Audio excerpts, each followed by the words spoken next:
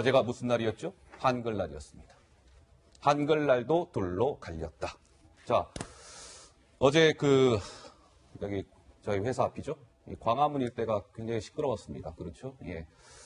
조국 법무부 장관의 사퇴를 촉구하는, 요구하는 대규모 집회가 광화문 일대에서 있었는데요. 자, 김민지 기자, 좀 어떤 특징이 있었죠?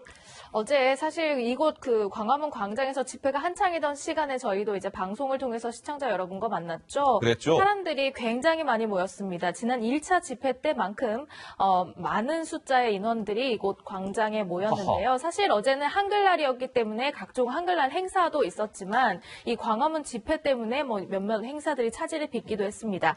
어쨌든 조국 장관의 퇴진을 요구하는, 사퇴를 요구하는 여러 가지 피켓들이 보였고, 더 나아가서 문재인 대통령을 향해서도 겨냥하는 그런 피켓들도 눈에 띄었습니다. 잠깐만요. 이 영상은 굉장히 인상적이네요. 그러니까 사람이 계속 시간적으로 이렇게 늘어나는, 그죠? 예, 네, 그 그렇습니다. 화면이죠. 일부 구간은 도로가 이제 통제돼서 그 도로를 이제 사람들로 가득 메웠었는데요. 어제 집회에 참석했던 사람들은 이런 얘기를 했습니다. 직접 들어보시죠.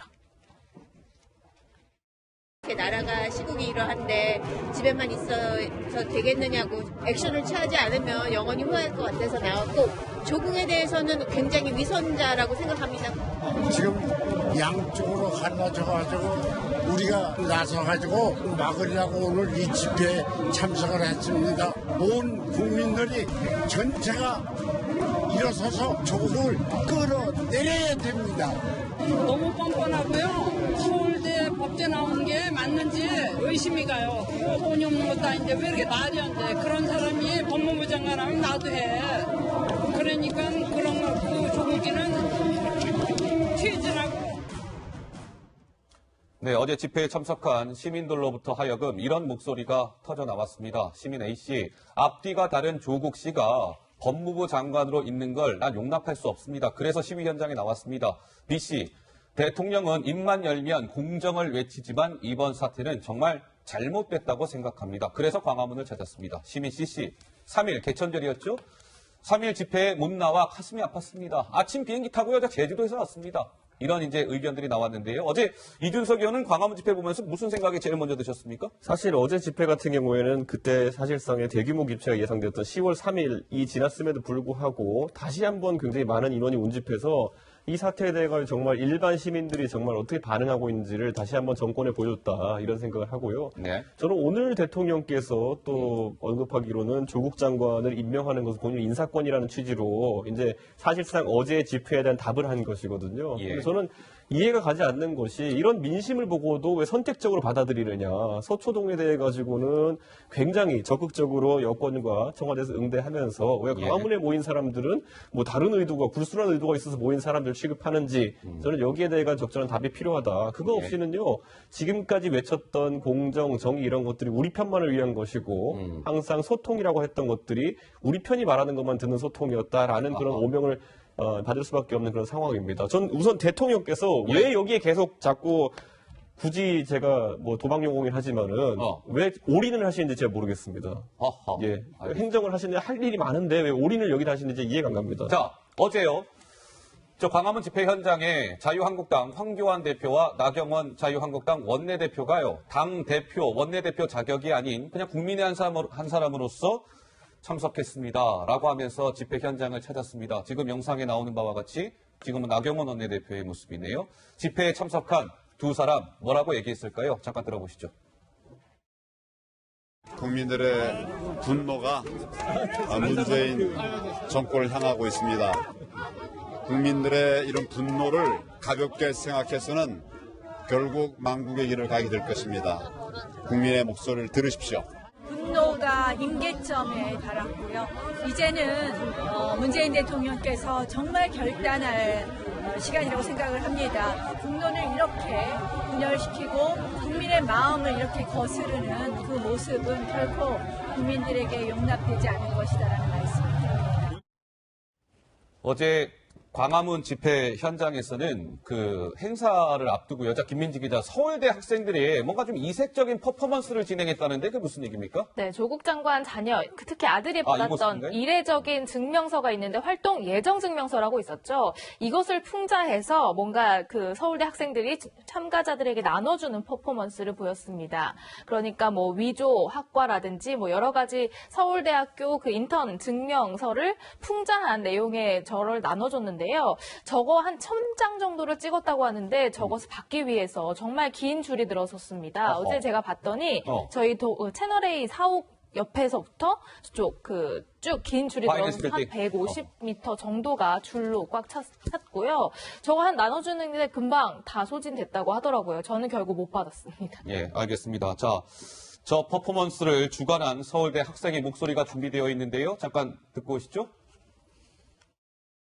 조국 법무장관은 자녀의 입시를 위해서 여러 형식적인 인턴십을 남발하고 공식적인 문서를 위조까지 해가면서 자녀의 입시를 위한 자료로 활용을 해왔는데요.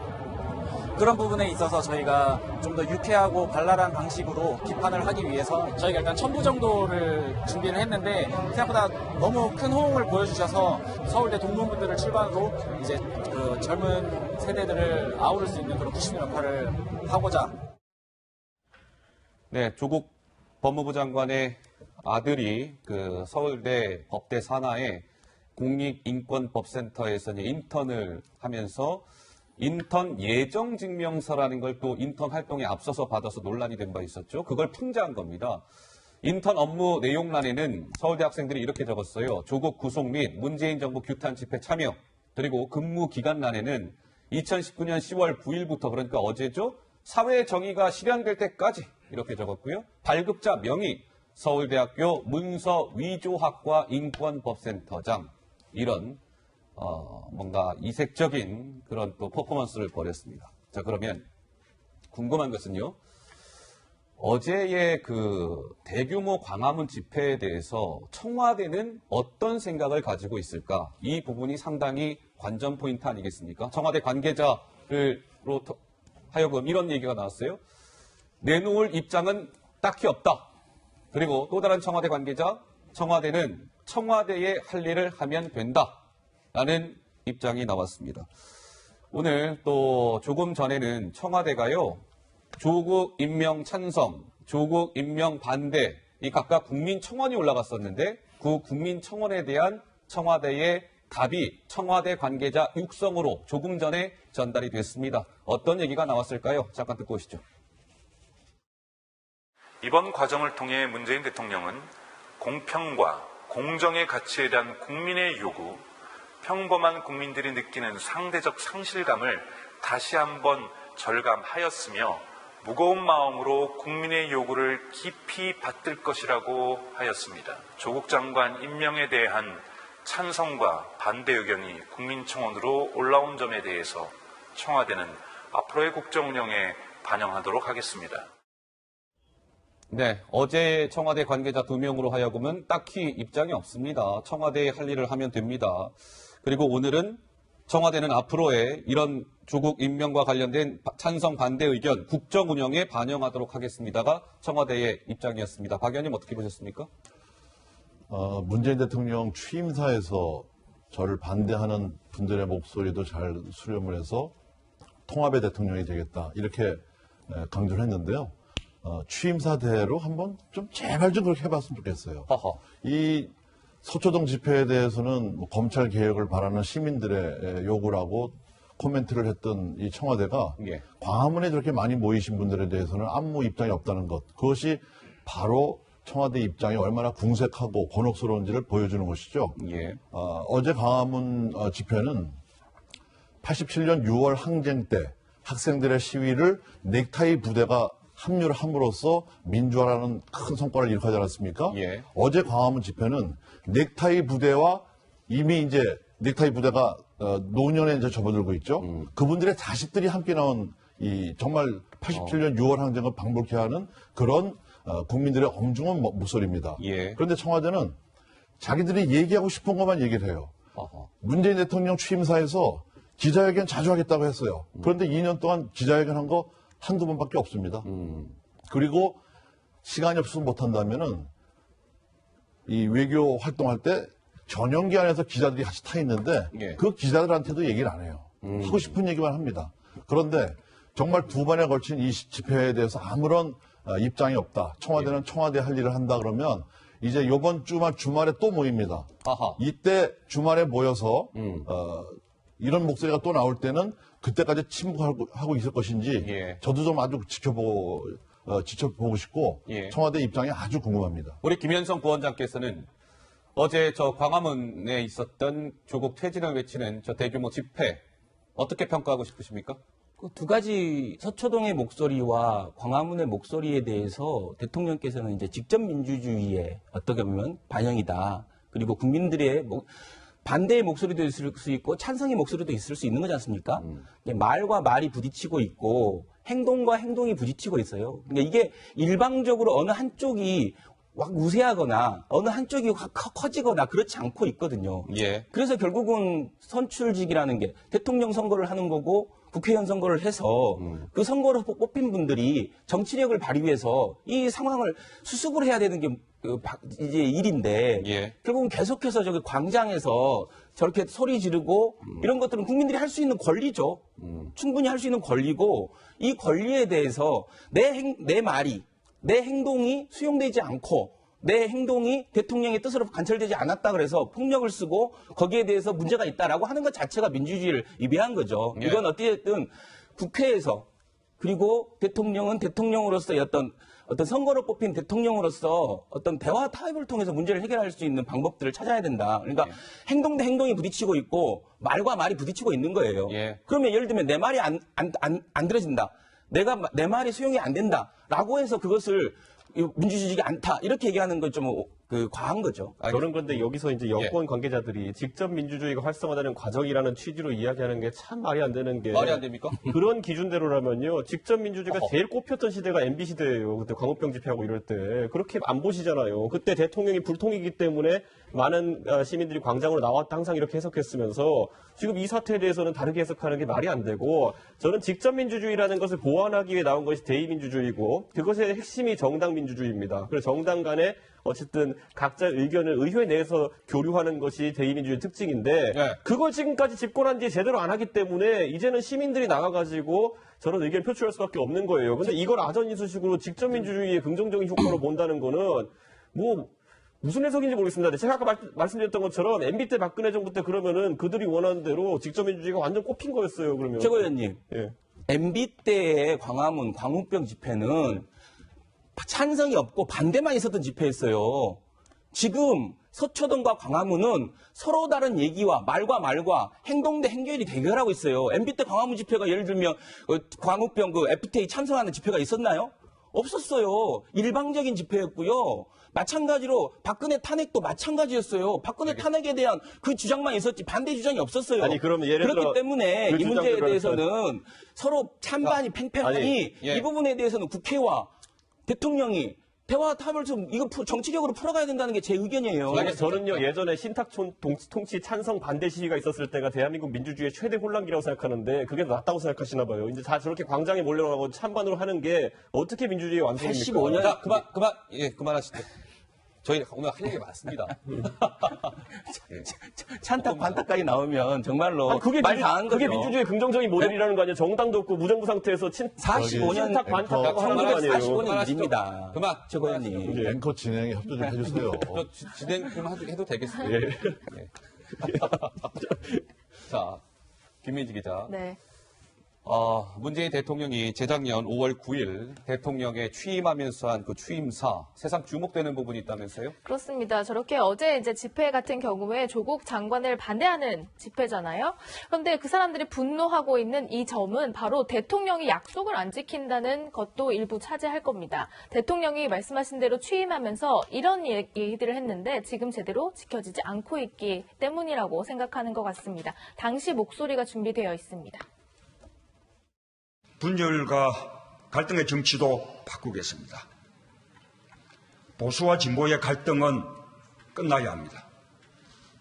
대통령이 나서서 직접 대화하겠습니다. 차별 없는 세상을 만들겠습니다. 거듭 말씀드립니다. 문재인과 더불어민주당 정부에서 기회는 평등할 것입니다. 과정은 공정할 것입니다. 결과는 정의로울 것입니다. 잘못한 일은 잘못했다고 말씀드리겠습니다. 거짓으로 불리한 여론을 덮지 않겠습니다. 공정한 대통령이 되겠습니다. 네, 문재인 대통령의 대통령 취임사였습니다. 자, 이를 두고 오늘 자유한국당에서는 이렇게 얘기가 나왔어요. 말과 행동이 틀리면 뭐라고 하는지 아십니까? 그걸 바로 사기라고 합니다. 문재인 대통령이 무슨 말을 해도 국민들은 사기라는 단어가 머릿속에 떠오르게 될 겁니다. 정미경 자유한국당 최고위원, 문재인 대통령의 대통령 취임사를 빗대서 이런 좀 비난하는 목소리를 냈고요. 자, 어제 시청자 여러분, 사실은 광화문에서는 이제 조국 장관 퇴진을 외치는 집회가 있었고요. 저 마포대교를 건너 여의도에서는 자, 김민지 기자, 조국 장관 수호 집회가 열렸던가요? 그렇습니다. 맞불 집회의 성격으로 조국 장관을 지지하고 응원하는 사람들이 여의도에 모였습니다. 한 1000여 명이 모여서 조국 장관 수호하자 이렇게 외쳤는데 그런데요. 검찰 개혁이 주된 메시지였잖아요. 그런데 점차 다양화하고 있는 것 같아요. 그것도 방향은 조 장관을 향해서입니다. 좀 여성 참가자들의 대다수는 조국 장관의 사진이 들어간 손팻말, 깃발 같은 것들을 흔들면서 잘생겼다는 구호까지 외치기도 했는데요. 예. 이런 손팻말이 처음부터 이제 여성 지지자들에게 이렇게 빨리 소진되는 등 좀 구하기가 어려운 사태까지 왔고요. 또 조국 장관 외모까지 얘기가 나오면서 예. 도대체 무슨 메시지를 하는 거냐, 검찰 개혁을 외치는 거냐, 아니면 조국 장관 개인을 좋아하는 거냐, 이런 비판의 목소리도 나왔습니다. 자, 조국 잘생겼다, 뭐 이제 이런 구호가 나왔다는 거고요. 최근 이제 서초동 검찰청사 앞에서는 촛불 집회가 몇 차례 있었는데 이런 모습도 있었습니다. 좀 보세요. 개혁의 완성은 얼굴, 미남의 말은 진리다. 또 뭐가 있었죠? 미남 보존 협회. 글쎄요, 박 의원님 무슨 생각 드십니까? 참, 뭐, 모든 국민이 자기의 생각이 있는 거니까 생각의 자유는 존중을 하지만 정말 어처구니가 없습니다. 왜냐하면 아까 문재인 대통령 취임사를 우리가 봤습니다만 문재인 대통령의 취임사를 보면서 저는 제2의 조국을 떠올렸어요. 허허. 조국 씨가 SNS에 이런저런 나중에 자기가 했던 것들을 전부 비난하는 글을 올렸지 않았습니까? 예. 문재인 대통령도 취임사에서 본인이 지금 실천하지 못하고 있는 글들을 취임사에서 국민 앞에 엄중하게 약속을 한다고 그랬어요. 그런데 지금 경제가 어떻고 안보가 어떻고 외교가 어떻고 모든 부분에서 나라가 멍들어가고 이런 와중에 저렇게 많은 시민들이 나왔으면 대통령으로서는 이만해서 내가 조국을 임명한 거에 대해서 이렇게 많은 국민들이 잘못됐다고 얘기하니까 그 부분에 대해서는 내가 사과를 하겠다. 예. 그렇지만 검찰 수사를 좀 지켜봐 달라. 이 정도 한마디는 있어야 되는 거 아닙니까? 그런데 그런 얘기도 없이 그냥 뭐 직접 문주리가 어떻고 하나의 진전된 사회로 가는 과정이라는 등 이런 말씀을 하시는 거 보면 정말 조국 제2의 조국이 저는 문재인 대통령이 아닌가 이런 생각이 듭니다. 알겠습니다. 자, 어제 집회 소식을 좀 먼저 저희 정치데스크 첫머리에 좀 점검을 해드렸고요. 저희가 준비한 다음 주제로 넘어가 보겠습니다. 이게 좀 논란이 뜨거운 것 같아요. 자, 이번 주제 역시 화면으로 준비되어 있습니다. 만나보시죠.